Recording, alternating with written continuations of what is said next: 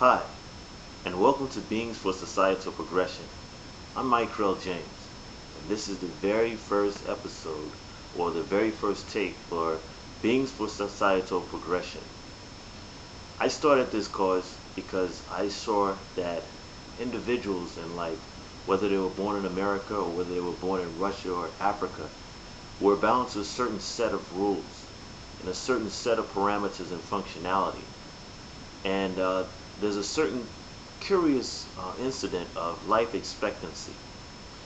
Well, for some reason, since I've been born, and ever since I can remember being a child, I remember thinking that I will not be a product of my environment. This went counterculture because in America, everything is age sensitive, meaning that for every application, for everything you want to be a part of, whether it's a job, whether it's a community activity, whether it's even just going online, you have to enter your age. So everything has this anxiety about age. And what does this do? Well, this repeated anxiety about age tends to add a stress that is subliminal, a stress nonetheless that is no more real than a dream. And this stress, what happens is people make their decisions based on where they are in the age spectrum. Whether you are a child or whether you're a teenager, whether you are a young adult or a middle-aged individual or an aging individual or even an elderly individual. It shows a progression of a so-called life cycle. Is there such thing as a life cycle? Well, when we look at reality, reality tells us that we're born into existence. Yes, we're born into existence and we grow. We grow to maturity. And after we grow to maturity, then we are considered to be adults. However, there's certain lifestyles that we are exposed to that are not conducive to our continued growth. It is never stressed that after we have developed physically, that we are to actually aid the body in continuing its phases of growth, because we're born with a certain amount of brain cells, certain amount of muscle fibers, and muscle cells, and we have a such thing called muscle memory. And the more we exercise, our bodies tend to stay in functionality. There is an old saying that a body in motion tends to remain in motion, and a body at rest tends to stay at rest. It's good for what it's worth, because if we stop living at a certain age, let's say middle age, and we start to count down in our mind and say, hey, it's time to slow down, I don't want to increase my activity, I want to lessen my activity, as a matter of fact, I'm going to cut back on my nutrients. So if you're cutting back on your nutrients and you are decreasing in your daily activity, what you're telling your hypothalamus and what you're telling your brain is, okay, it's time to start shutting down. This doesn't just happen by chance. It happens because we've been programmed in our societies to believe that our life expectancy is such and such. If you are Caucasian, your life expectancy is this. Or if you're African American, your life expectancy is that. If you are Native American, then you're prone to certain type of vices, and your life expectancy is this. And so therefore, if we continue to buy into this type of indoctrination from the time that we're born up until the time that we're adults, it's on automatic pilot. They no longer have to keep sending these messages to us. But indeed, they do continue to show these messages to us, even in the advertising and marketing schemes. In the advertising and marketing schemes, what you see is a representation of what many would assume to be those people at that particular age. And those that are not aging or progressing in quote-unquote adult years, or quote-unquote aging, the aging process, are considered to be someone that's out of the norm, or someone that is in a minority, or whatnot. But for the most part, what happens is we're given a certain set of parameters. We're given certain set of information that is pretty much it's not objective. It's very subjective. Let's say you live in a high crime, low income area. Well, in the high crime, low income area, they don't have the best supermarkets, so you don't get the freshest food. Not only that, but the type of foods that we import in America, only such and such and such. Why is this? Because in order to control the gross domestic product, then you have to make sure that you have citizens that only live to a certain age. And if you have certain citizens that only live to a certain age, they're only going to reproduce at a certain amount. And we already know that the foods that we eat are processed foods. And there's so much chemical engineering and bioengineering that is done that actually slows down the production of testosterone, that actually boosts the production of estrogen in males, that actually takes away the sexual appetite. And it actually lends more proclivity for women to develop um, fibroids and certain cancers of, of all of the reproductive organs. The breast, the cervix, the uterus, there's just all of them, all of these organs, all of these reproductive organs, and I didn't even mention all of them. They cause these cancers cause ectopic pregnancies, where the baby is actually starting to develop in the fallopian tube and not necessarily in the womb. You know, they develop breast cancer early. They have fibroids. 100% of my West Indian female friends have fibroids, or they know somebody who had fibroids, or they've had fibroids in the past. But what they don't know is that the fibroids are being caused by the consumption of meat. Because what they are used to eating in the islands, when they come here and eat it, they don't understand that it's been doctored and boosted up with all types of growth hormones. And so it tastes the same, but it's not the same. For all intents and purposes, it's very synthetic. It's bioengineered. It's been chemically engineered, and a lot of these sicknesses that we see, we're told that early detection is the best prevention. But however, the best prevention is not to be subjected to these types of bacteria or these types of chemicals or these type of carcinogens in the first place.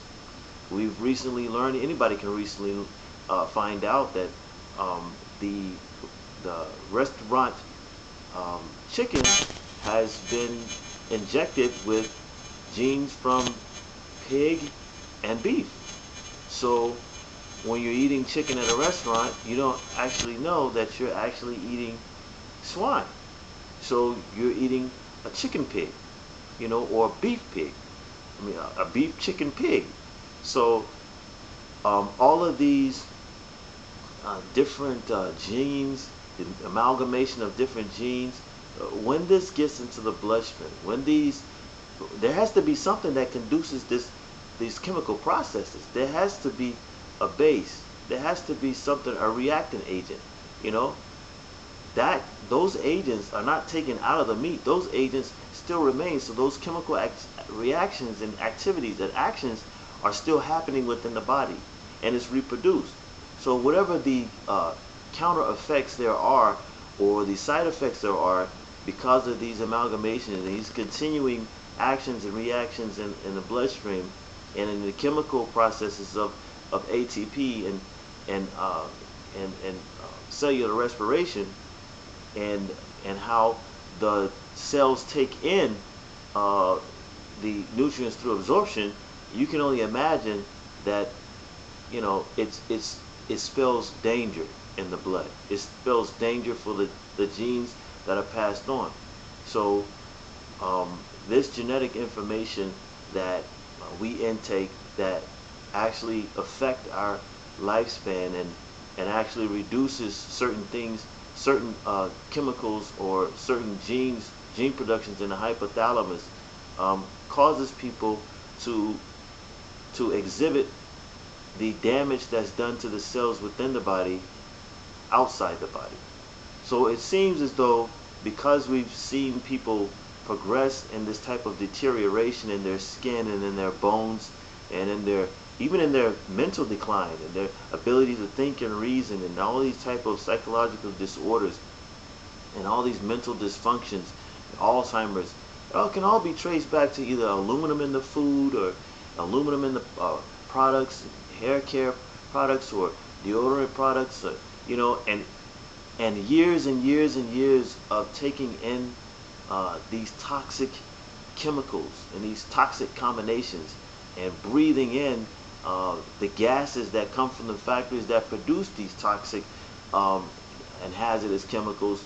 Over time, people's hair will fall out, their teeth will deteriorate, their bones will become brittle, and it's over years and years and years. And so what's confused with lifespan is aging, and what's confused with aging is lifespan. And for the most part, aging itself is a myth. Aging is actually has to do with inanimate objects. Usually when you carbon date bones, those bones are made inanimate. They're no longer living. So you tell the type of aging by the oxidation, how the oxygen has affected and caused the oxidation of rusting upon that particular thing, whether it's bones or whether it's metal or whether it's this, that, and the third. So what's happening is we're intaking free radicals, and our skin is absorbing free radicals at the same time. The body was created to be very, very resilient. And even though we're exposed to this type of environment, hostile environment here in the United States and elsewhere in the world, we can still eke out at least 100 years. But removing yourself from these types of poisonings that we have subjected ourselves to in our food and in our water and in our environment, when we eliminate that from the table, we find that we can increase our lifespan. Wow, we can increase it profoundly, at least by another 50 years. And then when you go into the area of the psychological indoctrination and the creation of anxiety and tensions because of the social engineering that has happened within the society, when you take that out of the way, and I won't address all of that right now on this first show, but I will address that later on as we continue on, because there's a lot that we need to do to progress as a society. We are beings for societal progression. And in order for us to progress as a society, we must be recognized as a whole. Every part, every ethnicity, every section of our society should be seen and respected and revered as parts of a whole. So what we want to do is we want to include everyone and invite everyone along on this journey of life expansion, because this is the end of the so-called presumed life expectancy for this person, for that section, for these people. We're no longer going to do that. This is a new time and a new era. Information is rampant. There's green energy is popular, and we're going towards the direction of life. We're no longer going to make people rich or for funeral homes and insurance, and make funeral homes rich, insurance companies rich, and all of these things that really is just taking advantage of the atrocity that has happened to humanity on a whole. I mean, we talk about what happened with the Holocaust. We talk about what happened with Iraq. We talk about what happened with so many different areas in our existence as human beings on this planet, but we never talk about the casualty of the many that has been actually uh, bolstering or uh, encouraging the success of a very few people. And those very few people are not even free themselves of the um, damage or the incurring results upon the environment and upon livestock and upon agriculture itself. They've set in motion a perpetual cycle or system of death. There is no such thing as a circle of life. That's a perpetual cycle of death. But we're going to embark on a path of life, a path of enlightenment, a path of elevation, a path of ascension. Because true indeed, we were designed to ascend in our existence, to ascend in our intellect, to ascend in our power of all types, spiritual, physical, and mental. It's about ascension. It's not about race or countercultures or this or that. It's about ascending as human beings, as humanity on this planet.